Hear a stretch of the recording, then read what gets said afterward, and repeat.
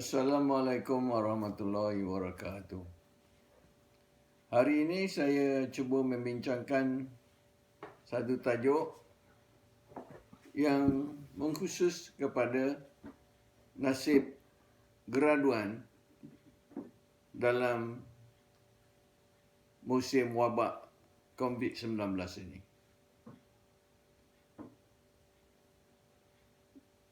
COVID-19 berlaku sejak bulan Januari 2020 di China. Tapi kesannya sekarang ialah sudah menyeluruh di seluruh dunia. Sehingga Oktober 2020, lebih daripada 34 juta manusia di seluruh dunia menerima kesan daripada wabak COVID-19 ini. Data ini data official. Yang tidak official saya rasa lagi tinggi. Mungkin lebih daripada 40 juta. Kesan daripada wabak ini, ekonomi dunia mengalami kemerosotan yang sangat teruk. Negara maju juga mengalami keadaan yang serius, apatah lagi negara-negara yang sedang membangun seperti Malaysia. Kita tidak boleh lari daripada kesan ini. Pasal negara kita adalah merupakan negara yang ekonomi terbuka. Kita mengeksport barang keluaran kita dan kita mengimport barang-barang luar untuk kegunaan kita. Akibat daripada COVID-19 ini, Malaysia mengalami kemerosotan ekonomi yang teruk. Kerajaan yang ada sekarang telah mengambil tindakan yang saya rasa satu tindakan yang tepat dan telah pun membelanjakan sebanyak lebih daripada 300 bilion kepada ekonomi supaya ekonomi boleh mengalami pemulihan.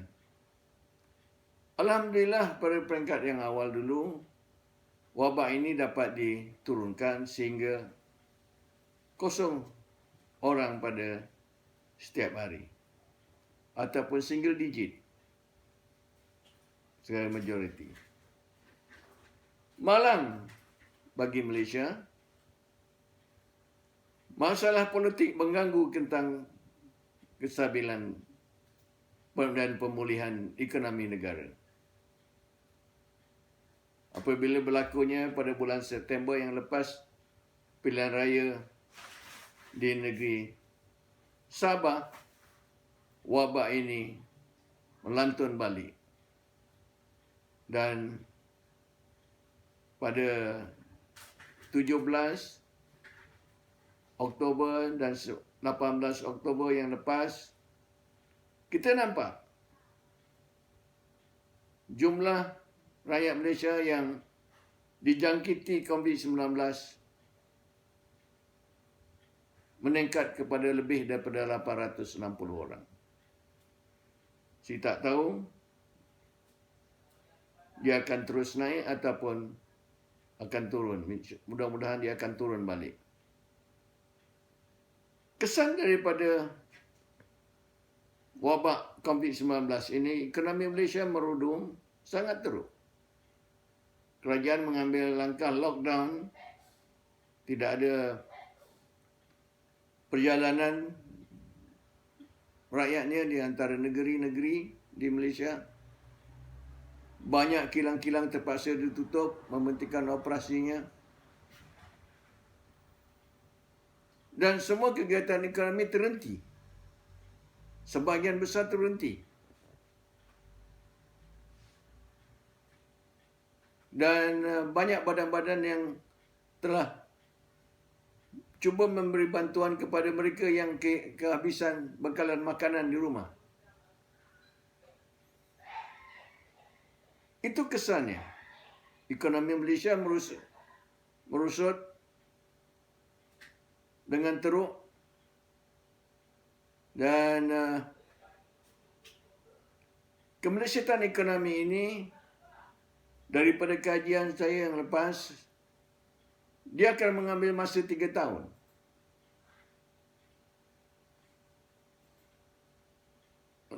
Untuk pulih semula. Mengambil masa 3 tahun. Ini pengalaman antara 1997, 98. Dan kemudian keadaan yang lepas, kita dapati bahawa ekonomi akan pulih semula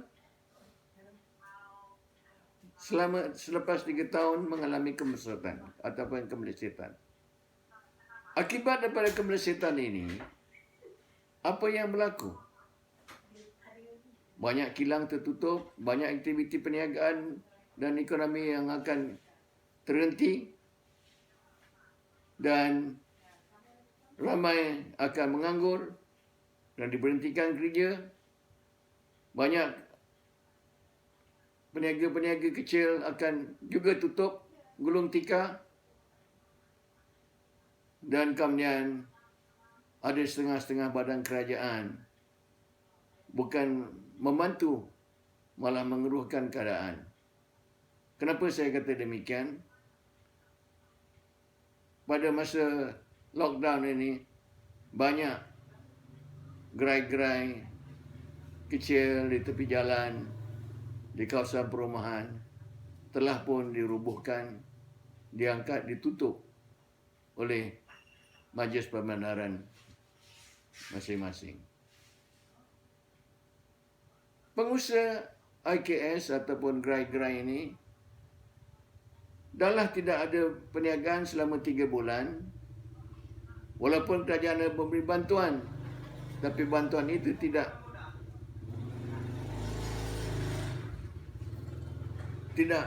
dapat memulihkan kegiatan ekonomi yang asal.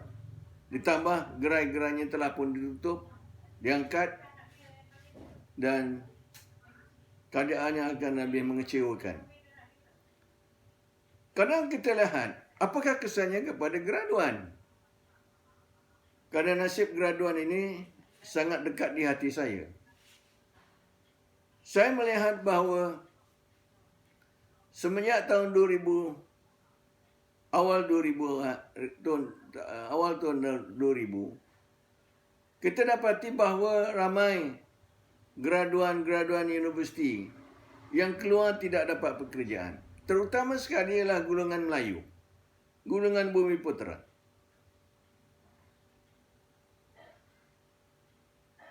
Satu perkara yang asas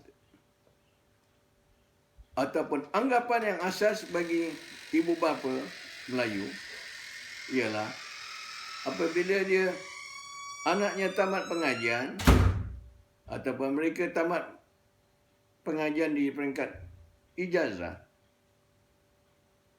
harapannya adalah atau cita-citanya ialah dia akan bekerja dengan pihak kerajaan.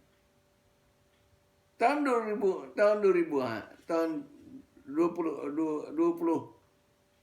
ataupun 2000 abad 2000 ini, kerajaan tidak lagi mengambil kaki tangan baru. Malah apabila kerajaan Pakatan Harapan mengambil alih, dijelaskan bahawa kerajaan mempunyai lebihan kaki tangan. Dan dia akan cuba diperkecilkan. Setengah akan ditamatkan pekerjaannya, ataupun yang telah retired, jawatan itu tidak diisi. Dan masyarakat Melayu dan Bumiputera beranggapan bahawa apabila dia masuk universiti, dia akan keluar dapat kerja dengan kerajaan. Dan cita-cita orang Melayu ialah dia akan kerja dengan kerajaan, terutama lagi yang mereka datang daripada kawasan luar bandar. Dia tidak mahu kerja di sektor swasta. Oleh sebab kerajaan tidak mengambil kaki tangan baru, maka peluang untuk mereka bekerja dengan kerajaan adalah sangat tipis. Sebagai contoh, ramai anak Melayu yang memohon untuk mengikuti program pendidikan, ijazah pendidikan di UPSI. UPSI mengeluarkan ribuan setiap tahun. 1,000-2,000 orang graduate setiap tahun. Dia nak masuk ke Kementerian Pelajaran, Kementerian Pelajaran cakap guru dah penuh. Dan dia tidak dapat masuk. Dan pada awal tahun 2020 ini, Timbalan Menteri di Kementerian Pelajaran telah mengeluarkan statement bahawa Kementerian Pelajaran akan hanya mengambil lebih kurang 500 orang guru baru dan ditumpukan kepada bidang pendidikan khas. Jadi sebahagian besar guru-guru yang lain yang keluar dengan ijazah pendidikan ini, ke mana dia nak pergi? Sekolah swasta tidak banyak. Harapan mereka adalah hanya untuk bekerja dengan kerajaan. Begitu juga dalam bidang perubatan. Kerajaan kata dia tak ambil lagi doktor baru. Saya ingat lagi pada tahun 2017, Menteri Kesihatan telah pun memaklumkan bahawa setiap tahun ada 5,000 graduan yang keluar daripada dalam bidang perubatan.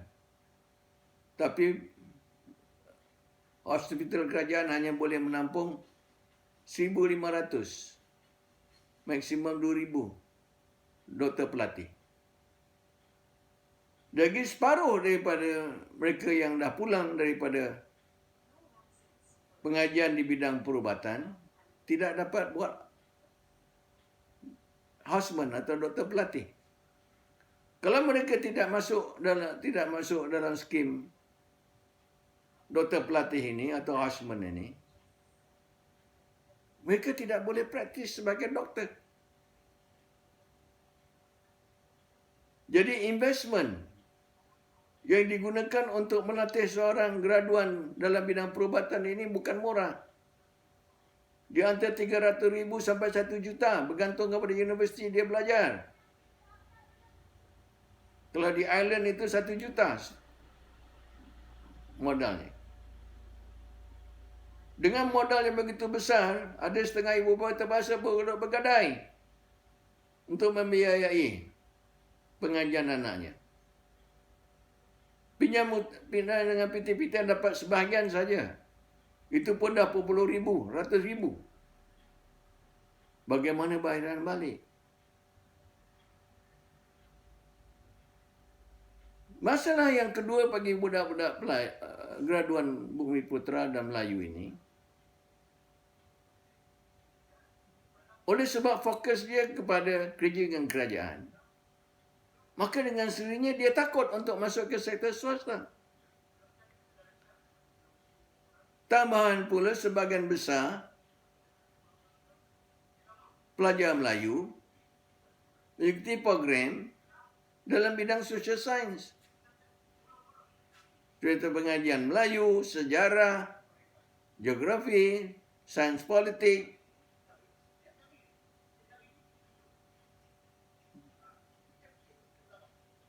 Dan kursus-kursus yang mereka kata ini mudah untuk lulus. Dan bilangannya adalah ramai yang mengikuti pengajian tersebut. Kalau ditanya budak Melayu, sebagian besar akan masuk dalam social science dan pengajian Islam. Apabila mereka keluar, dia tidak boleh berbahasa Inggeris atau penguasaan bahasa Inggeris adalah sangat lemah. Bagaimana dia nak masuk ke sektor swasta? Di Malaysia ini, walaupun bahasa kebangsaannya adalah bahasa Melayu, tetapi di sektor swasta bukan bahasa yang digunakan, bukan bahasa Melayu. Sebahagian besar adalah menggunakan bahasa Inggeris. Malah syarikat-syarikat besar multinational company,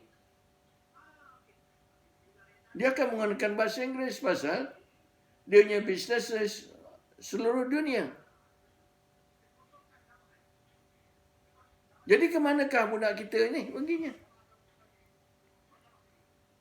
Itu yang sebabnya saya katakan tadi, sejak tahun 2000, kita dapati bahawa terdapat lambakan graduan menganggur di Malaysia. Saya sedih tengok ni. Sungguh sedih. Sikap graduan Melayu ada very passive.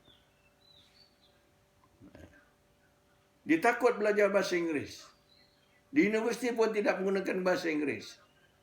Bahasa Inggeris itu sebagai sampingan saja. Tidak ditekankan. Lagi dalam tempoh wabak COVID ini, banyak universiti atau kebanyakan universiti menggunakan online. Menggunakan online ini ada masalahnya. Masalahnya tidak bercakap. Mengikut pahaman saya, universiti ini, belajar universiti ini, bukan saja belajar dari segi akademik, tapi pergaulan dan juga perbincangan. Kita melatih pelajar-pelajar kita itu untuk bercakap. Sebab itu kita dalam masa belajar di universiti, terdapat program ataupun aktiviti seperti bengkel, seminar, pembentangan kertas kerja dan sebagainya.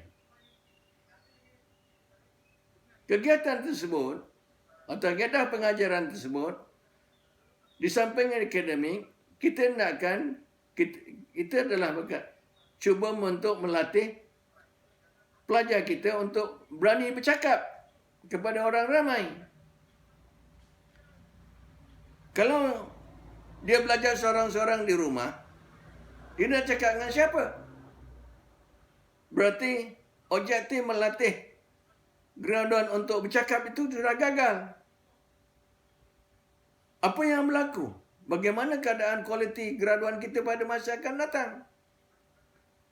Online ini boleh dijalankan, tetapi kebiasaannya ialah ditarget ataupun sasarannya ialah orang yang dah bekerja. Dia bekerja, dia nak belajar, dia tak dapat masuk kelas, dia belajar online. Jadi pembentukan atau pelatihan bercakap, berpidato itu sedang berlaku masa dia bekerja.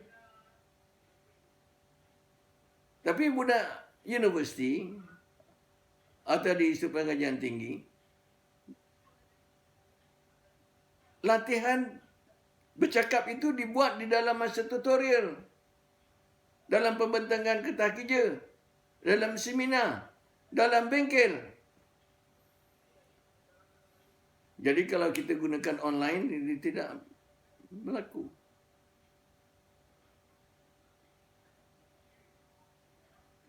Yang saya sedih sekali ialah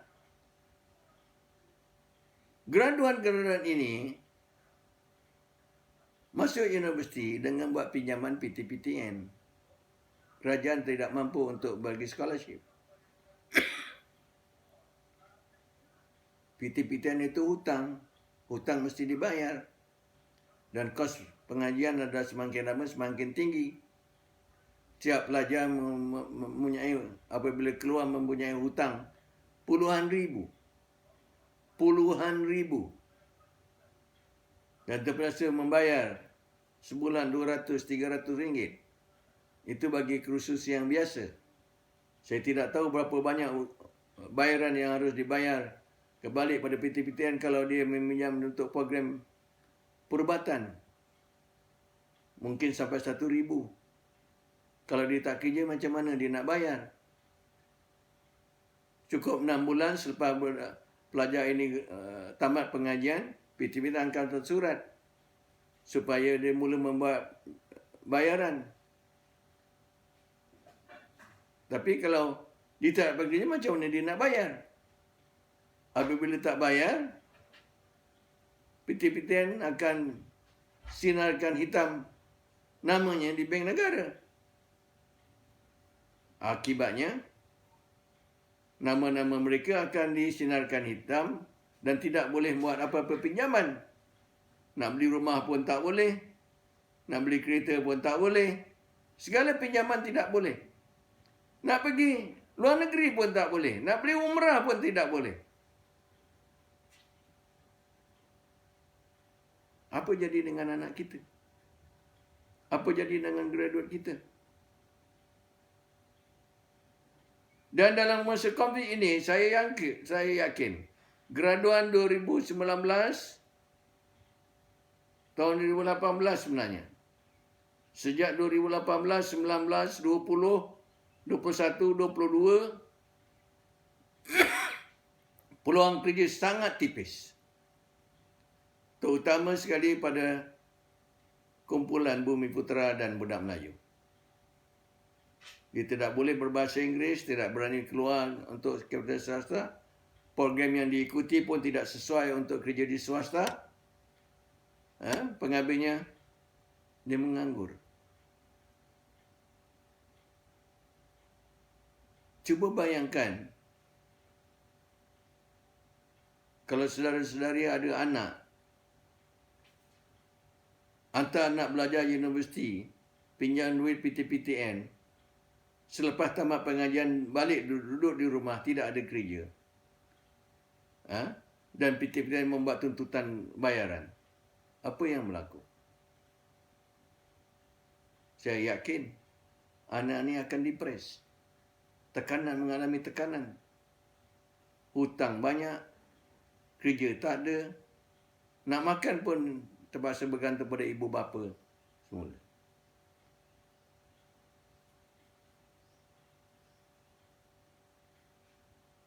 Kerja bukan mudah nak diperolehi bagi pelajar-pelajar Melayu atau graduan Melayu. Saya nampak keadaannya agak gelap. Saya tidak takut dengan pelajar Cina, saya tidak khawatir. Pasal budak Cina, dia akan keluar, dia mesti dapat kerja. Pasal budak Cina, dia sudah bersedia. Dia keluar, dia tak akan kerja dengan kerajaan, tapi kerja dengan swasta. Ataupun dia mula berniaga secara kecil-kecilan dulu.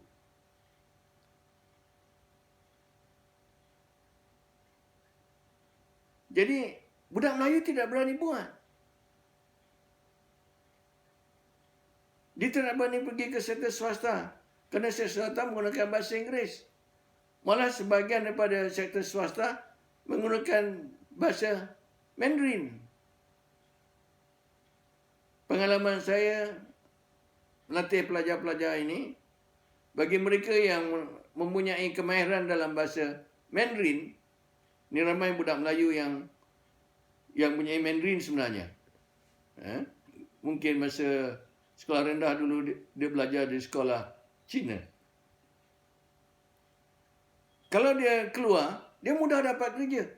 Malah apabila majikan dia tahu yang dia boleh berbahasa Mandarin, ada di antaranya yang mendapat tambahan allowance, dibayar 500 tambahan. Kerana dia boleh berbahasa Mandarin. Tapi majoriti anak kita, budak-budak Melayu, tidak boleh, tidak berani. Nak belajar bahasa Inggeris pun takut, malas. Alasannya itu bahasa penjajah. Dan ini masih ada lagi stigma ini sampai hari ini.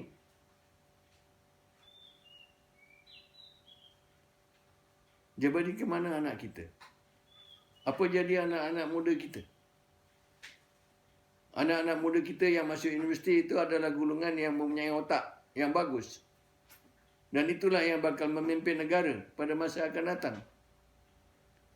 Tapi kalau dia masuk universiti, keluar dengan ijazah, tidak dapat bekerja dan ditimbuni dengan hutang yang begitu banyak, puluhan ribu. Kemana anak ini? Apa jadi dengan mereka? Mereka depres. Tekanan, merudum. Harga diri sudah jatuh. Jadi perbualan anak kampung, ibu bapa kampung, hantar belajar anak universiti pun keluar tak ada kerja. Buat apa anak aku hantar anak aku pergi belajar tinggi-tinggi? Dengan hutang, kerja tak ada. Ini memberi gambaran yang sangat negatif kepada generasi muda akan datang. Saya sangat sedih.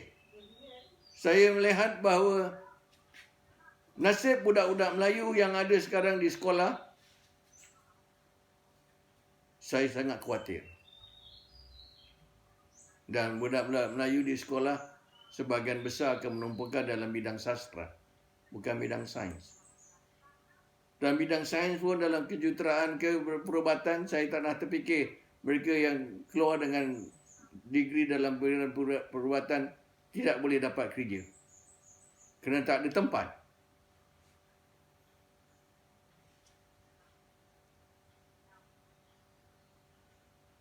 Kemana budak ini nak pergi? Kemana anak kita akan datang, masa akan datang kena pergi? Keadaan ini menakutkan saudara-saudari. Generasi muda yang akan datang, yang ada sekarang dan seterusnya yang akan datang, menghadapi keadaan cabaran yang sangat kuat. Kalau dulu masa saya belajar tahun 70-an, awal 80-an, kita dapati bahawa semua pelajar Bumi Putera atau pelajar Melayu yang masuk ke universiti, automatik dia akan dapat beasiswa atau derma siswa. Beasiswa daripada MARA atau derma siswa daripada MARA, beasiswa daripada GPA ataupun kerajaan negeri. Tahun 70-an pendapatan negara bukan banyak sangat. Jauh lebih rendah daripada keadaan sekarang. Dan kerajaan boleh bagi beasiswa. Beasiswa bukan hutang. Keluar tidak payah bayar balik.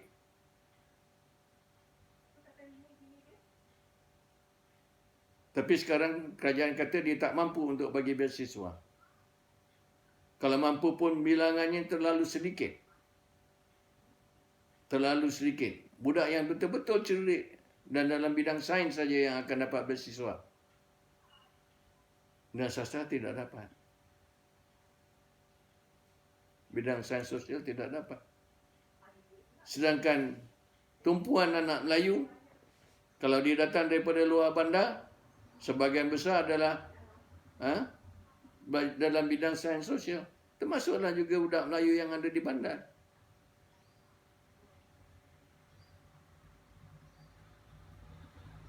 Kalau dia masuk ke universiti dengan hutang PTPTN, dan kadang tidak dapat pekerjaan, tidak bayar balik, tidak mampu untuk membayar balik hutang, hidupnya tertekan. Kemana anak kita akan datang?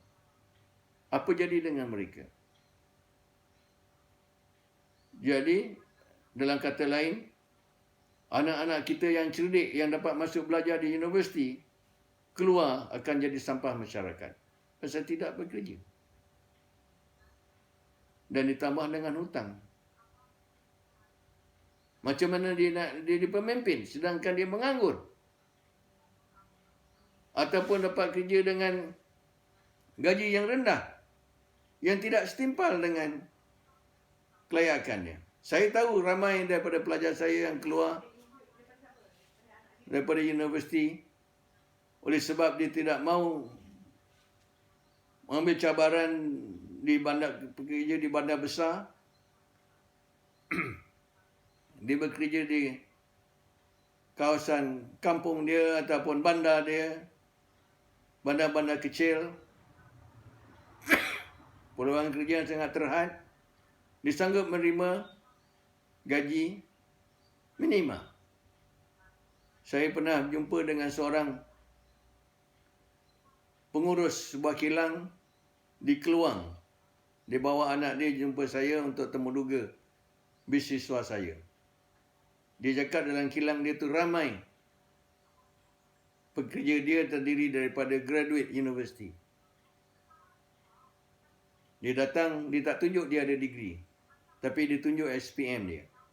Dia tengok SPM dia bagus. Dan tengok tarikh dia ambil SPM jauh lama. Jadi dia tahu budak ni ada degree.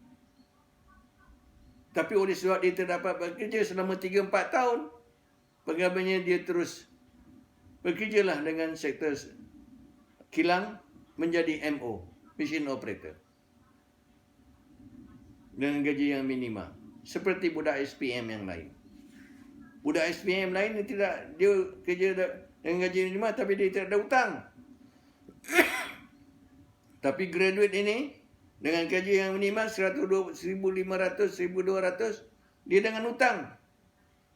Hutang kena bayar. Kalau dia keluar daripada daerah dia kerja di tempat lain, dia kena bayar sewa rumah, bayar transport. Apa yang ada pada baki pada dia? Tidak ada baki. Malah terhutang lagi.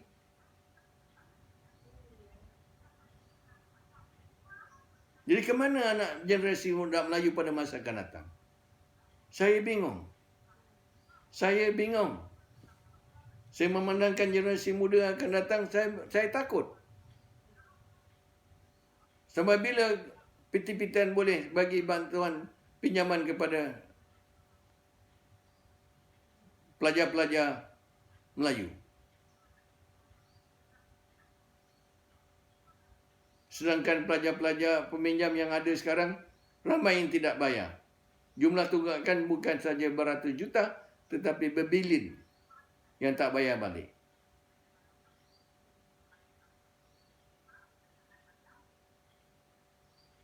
Ada kemungkinan 10 tahun akan datang, PT-PTN tidak mampu lagi untuk memberi pinjaman kepada pelajar-pelajar baru. Jadi apa jadi dengan anak kita, tuan dan puan-puan? Jadi kepada generasi muda yang akan datang, macam mana dia pemimpin? Sedangkan dia penganggur. Tidak ada kerja. Dapat kerja pun gaji minima. Dia miskin.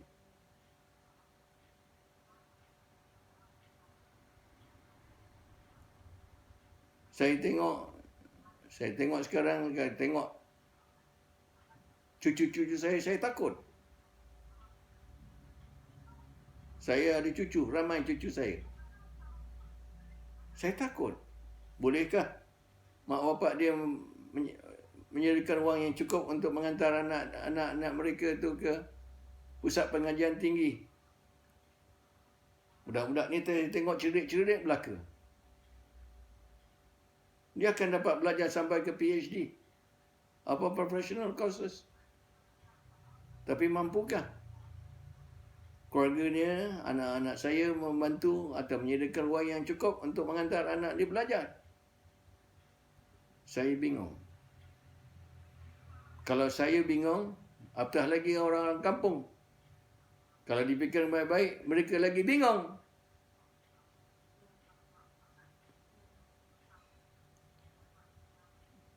Saya harapkan graduan, terutama graduan Melayu. Tumpuan saya lah kepada graduan Melayu. Graduan Cina tak ada masalah.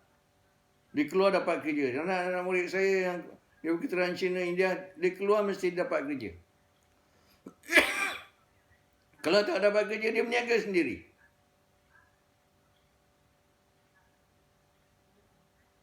Tapi yang Melayu, ramai yang menganggur dan ramai yang bekerja dengan gaji minima. Hutang tak boleh bayar. Hidup terdesak, tertekan. Pandangan masyarakat kepada mereka adalah rendah. Dia tidak boleh bantu ibu bapa mereka walaupun dah keluar daripada peringkat universiti.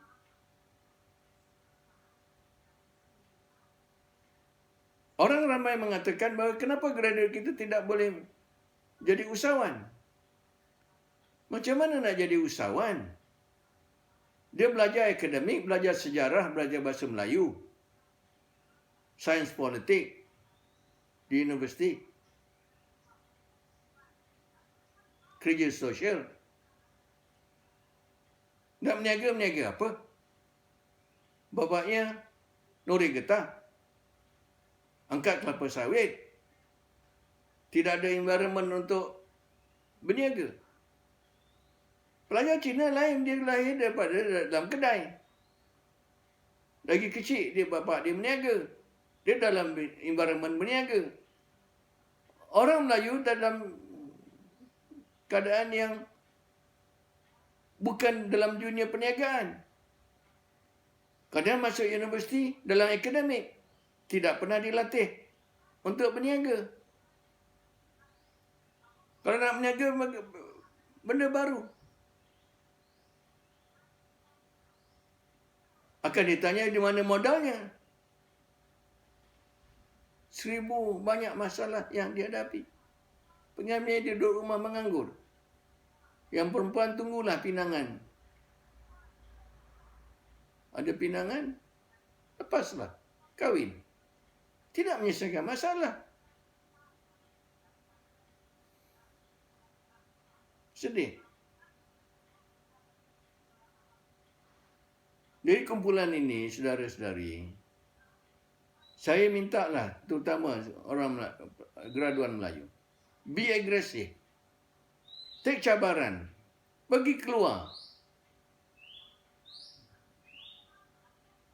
Keluar mencari pekerjaan yang lebih mencabar. Siapkan diri dalam menghadapi segala dugaan yang kamu akan hadapi di luar. Dan bagi mereka yang berminat untuk jadi usahawan, saya, kalau sudi, datanglah, ikutilah program saya. Saya nak cuba membantu graduan yang berminat dalam bidang usahawan nanti untuk jadi usahawan. Saya akan bimbing selama 5 tahun.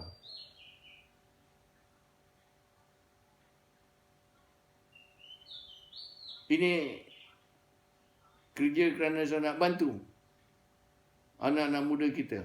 Saya yakin kalau dia berani dan dia boleh kerja independen, punya motivasi yang tinggi, dia boleh berjaya. Dalam bidang perniagaan bukan mudah. Turun naik gelombangnya cukup tinggi. Satu hari kamu di atas, satu hari kamu akan di bawah. Kalau di bawah naik balik ke atas, cabaran cukup kuat. Tapi kalau ada semangat dan umur masih muda, boleh dilakukan. Cabaran ini saya harap dapat diambil oleh graduan Melayu. Tengok saya punya Facebook, apakah program yang saya sediakan, dan mudah-mudahan saya boleh membantu saudara-saudari. Jadi keluarlah daripada kemumpung pengangguran, kemumpung rendah diri. Saudara adalah seorang yang mempunyai otak yang bagus. Cuma sekarang motivation, semangat, berani ambil cabaran, itu mesti dia terapkan dalam hati untuk menghadapi dunia yang akan datang. Saudara-saudari bukan hidup bersorangan. Saudara-saudari akan mempunyai keluarga. Saudara ada ramai kawan. Aset yang paling bagus pada saudara-saudari ialah kawan. Masa kawan di sekolah dulu. Itulah aset yang sangat penting. Kawanlah yang akan dapat membantu kita. Jadi, bagi mereka yang ingin menjadi usahawan, boleh tengok saya punya Facebook, dan kemudian ada masalah, telefon saya. Dalam Facebook itu, saya beri nombor telefon saya. Untuk itu, saya harap saudara-saudari bersedia untuk menghadapi cabaran yang akan datang. Sekian, terima kasih.